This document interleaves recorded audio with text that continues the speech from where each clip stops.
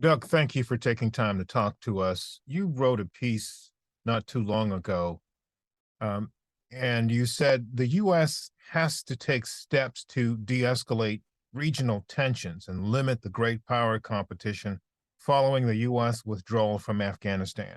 And I'm wondering how you think that will impact the terrorism picture there. JJ, it's a tough neighborhood there in South Asia. Afghanistan sits amidst four nuclear powers: Russia, China, India, and Pakistan. Two of which are always at each other's throats. India and Pakistan have fought three genuine wars. One skirmish that could be sort of a war, if you would. China and India have had their skirmishes of late, and as you referenced, there's a great deal of insurgent and terrorist activity, not just within Afghanistan, but also threats to Pakistan, India, the Central Asian countries, and even Iran, if you count the Islamic State. In a counterintuitive way, the United States presence in Afghanistan somewhat stabilized a lot of the regional issues, in as much as all the powers, perhaps with the exception of India, wanted the United States out. It helped sort of put a finger in the dam of some of the problems. Think about Pakistan if you want to take it out of isolation and talk about a terrorist group. The Tehrik-Taliban Pakistan is an insurgent group. It sort of overlies the border of Afghanistan and Pakistan, but it's predominantly a Pakistan organization. It seeks its own Islamic caliphate. While the United States was there, the United States was undertaking actions and operations against the TTP. With the U.S. withdrawal, the TTP has been more free to engage. The Afghan Taliban have claimed to want to play a negotiating role to help the Pakistanis and the TTP come to terms. But in reality, the TTP has been more active since the Taliban took over and actually launched an offensive in the spring. So, with all these countries executing and exercising their own bilateral, multilateral, regional issues, it allows room, space for terrorist groups operating against them and the West to be more free. Certainly, we talk about the sanctuary these groups have in Afghanistan, but also the distractions that the other players in the areas have on these various issues, giving room for terrorist groups to be more effective. So, what then does the U.S. need to do to make this situation more stable? While the United States was focused on Afghanistan and in the area, there was a great deal of communication amongst all the regional players. Senior United States officials were traveling in the region, obviously focused on predominantly Afghanistan and their presence there, but also on trying to stabilize regional issues, the India-Pakistan rivalry, the skirmishes the Chinese and the Indians have had along their Himalayan border, Central Asia, where the United States was courting a lot of those countries, which are really in the shadow of Russia and being former Soviet republics, Putin's ire and desire to keep them under tow.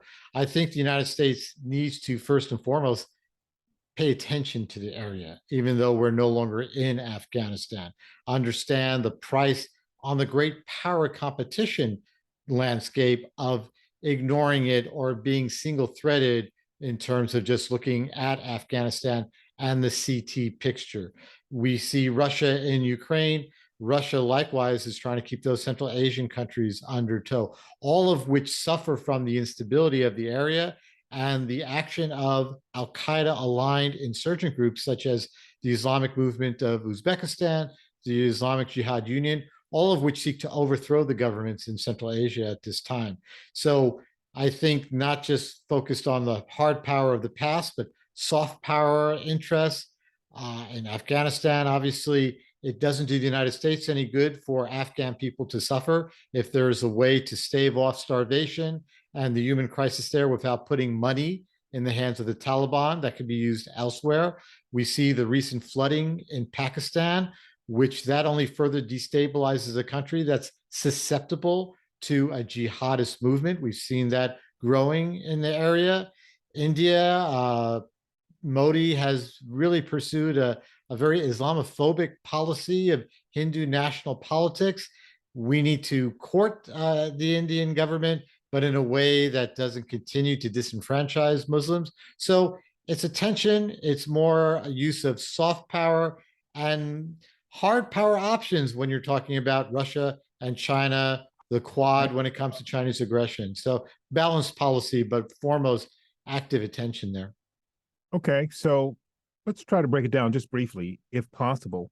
What kind of intelligence presence, what kind of intelligence tools can be brought to bear here, and what kind of military presence and activity can be brought to bear? Because we know the U.S. just got out of this 20-year plus thing in Afghanistan, and I'm not certainly not in a position to make a judgment or even understand just how prepared the U.S. is or not to get back into something like this. But I'm thinking there's no real interest in getting back into a long-term conflict there.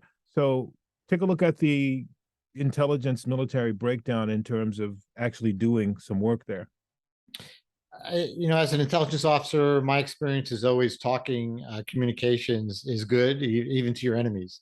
I think there should be more done in terms of engaging the Taliban, not in a way that aids them, but in a way that allows us to maintain perhaps even liaison offices on the ground if security could be guaranteed. There are some overlapping security interests, namely the Islamic State. Just being there would be advantageous to the United States. Pakistan clearly is in the midst of all sorts of problems, internal political, insurgent issues, terrorist issues. There's a great deal of mistrust between the United States and Pakistan, well founded, perhaps on both sides, based on the 20 years of the US in Afghanistan, where the Pakistanis were legitimately helping us, but at the same time, legitimately helping the Taliban and advancing their ability to conduct lethal operations as well.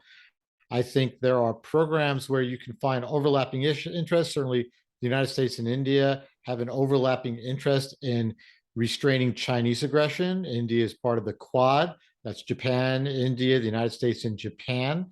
That offers economic and military options in trying to restrain Chinese aggression. And I think the United States has to be active in reaching out to the Central Asian states, perhaps trying to pull them further away from Moscow's shadow, looking to their own self-interest, which includes a CT piece, which includes military components such as training and support and an intelligence exchange. The U.S. relied heavily on allies, and this is my last question. The U.S. relied heavily on allies during the war um, in Afghanistan. Is this something the U.S. should do by itself, or again, does it need to form a coalition or pursue a coalition to make sure that this stability is achieved? Well, the world has become so much more complicated in recent years, particularly in the information space. And the United States has done better when reaching out multilaterally. The coalition against the Islamic State was pretty effective. It was a proof of concept, if you would, about multiple partners pulling together resources and also depriving those who might play one against another of trying to find space in between. Ukraine is an even more refined example of how a multilateral approach was much more effective across the multiple instruments of power, military, economic, intelligence, and information. So I think it's in the United States' interest to reach out to partners trying to find common ground, those who are natural allies, such as you would find in NATO and with some of our Asian partners, but also countries that are not natural allies, but are partners when their interests align. And to that, I'm speaking of countries in South Asia, countries in the Middle East, countries in Central Asia, who would have an interest in trying to leverage what the US could do for them, just as the US would like to leverage their support. Douglas London, thank you so much, as always, for your insight. Always a pleasure, JJ. Thank you.